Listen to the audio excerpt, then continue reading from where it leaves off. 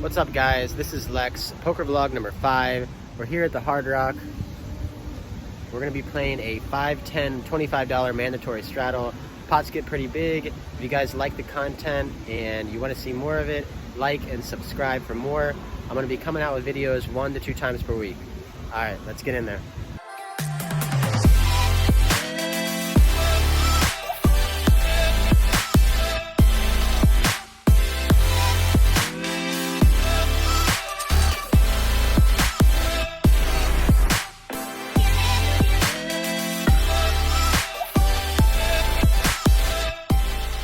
We are back. We are ready to play. Maybe I'll make enough money to buy this bike one day.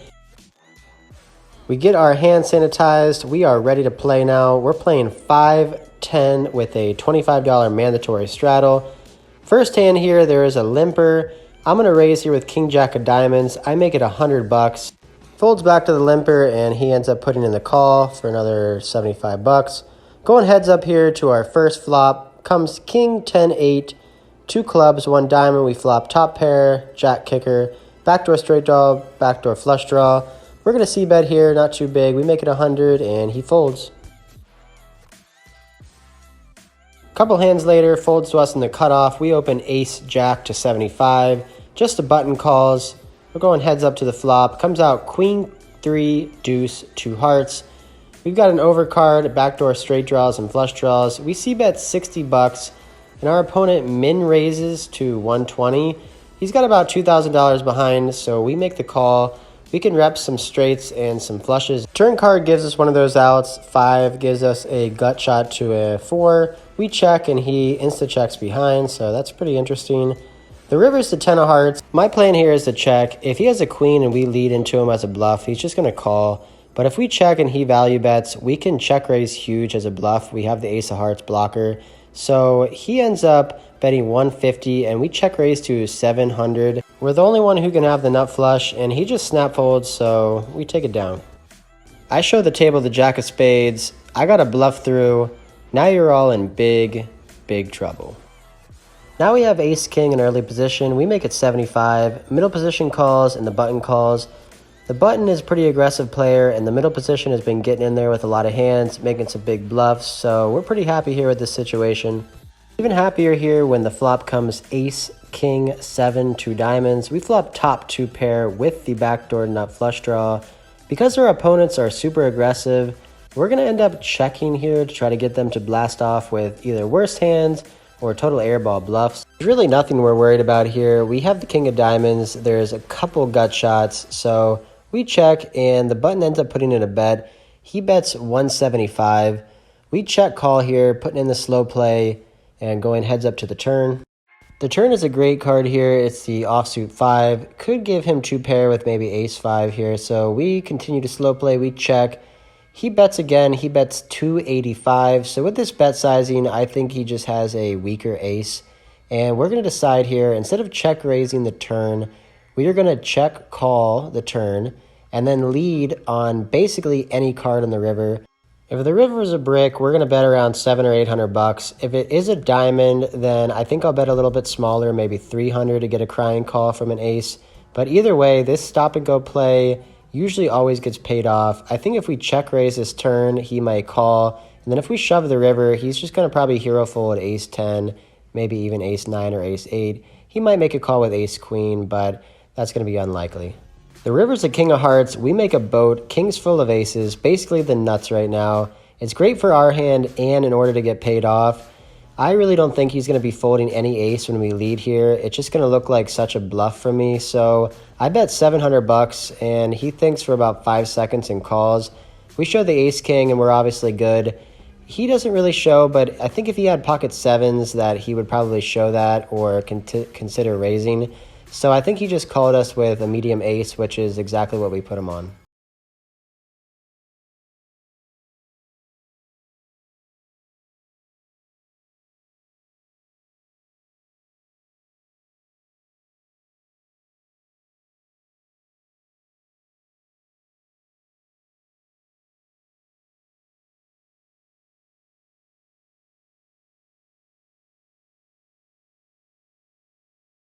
After picking up some trash hands, we see king six of spades. It looks like aces. There's two limps to us, and we just over limp in the cutoff. A little loose, but we're trying to get in there. Flop comes king jack seven rainbow, and with all these people with a top pair, bad kicker, we just check it back in the cutoff, and the button checks back too. The turn is eight of spades, and now a vlog watcher and one of my friends, he leads out for 110 into all these people. We're pretty under-repped here with our top pair, and he can still be betting a lot of worse hands and possible draws, so we do end up calling $110. We're just going to evaluate here on the river and see what happens. The river comes out a 7, and it's a pretty great card, honestly. We're now chopping with all kings. Less likely he has a 7. If he has jack 8, he got counterfeited. So he bets 285, and because we're so under-repped here by checking back the flop, and knowing that he will value bet any king from king deuce up to king 10, I kind of feel like I have to call here. He still can be bluffing with hands with a 9 or a 10 in it if he's blocking a straight. And because, like I said, we check back the flop, I think we just have to pay this one off. So we call, and our friend shows us 10-7 of hearts. He had a pair at a gutter, and he ripped the perfect river, hit the 7, got paid off by us. Maybe we'll learn our lesson and we won't over limp the old king six of spades.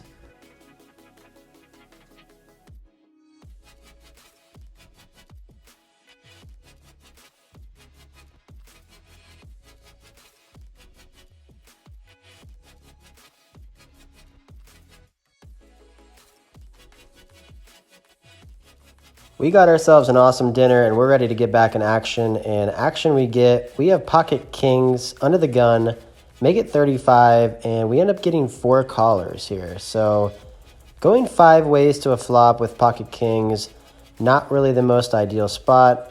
Was hoping for a squeeze or a 3-bet by somebody, but that didn't end up happening. So 5 ways to the flop of deuce 3-3 rainbow. Pretty perfect board here for pocket kings. Big blind checks, and we check here. We want to try to get someone to value on themselves or bet a pocket pair with hopes of check raising. So under the gun +1 ends up betting 125, and our plans here are to make it about 375 to get value from his pocket sevens plus. It folds back to the big blind, and he ends up putting in a raise. He raises to 325, so this is just a weird spot here. I've seen this guy play. He has raised folded before, and I just don't think I can fold yet with pocket kings as played here. He can have some overpairs of the board. He can have some draws such as 4-5, ace-5, ace-4. So we make the call, and the under the gun calls. So we're going 3 ways to the turn. Pot's $1,100 here.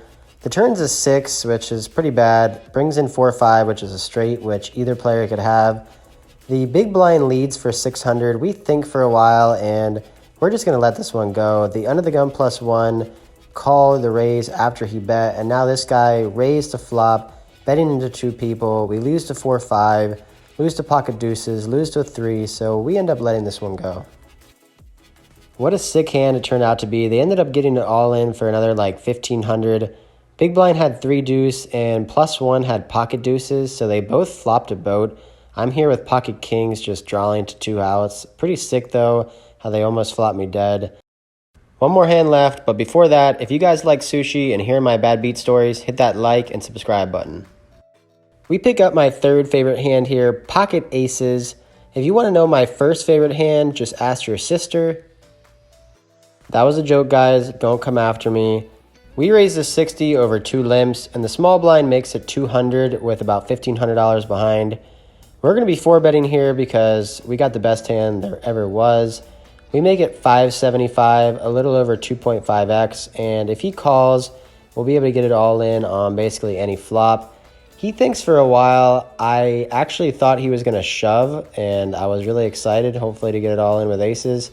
He thinks, and he ends up letting it go.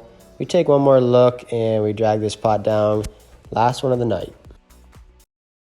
All right, poker vlog number 5 is in the books. Today we played 5-10, $25 mandatory straddle. Second time I've ever played that game, and I felt pretty good. I didn't feel out of my league.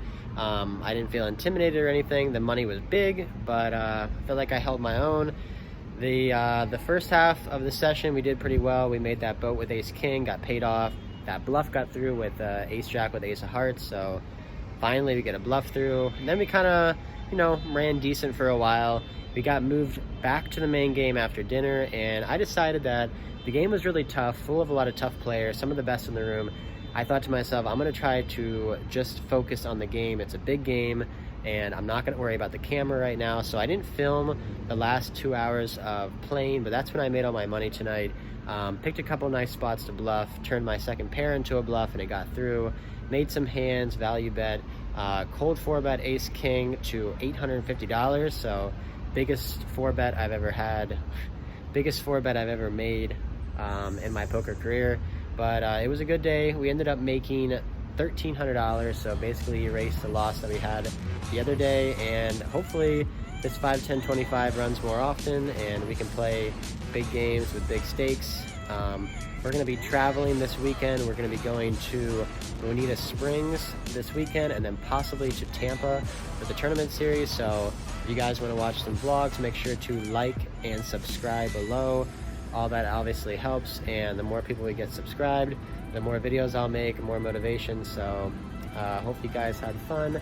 Till next time, see ya.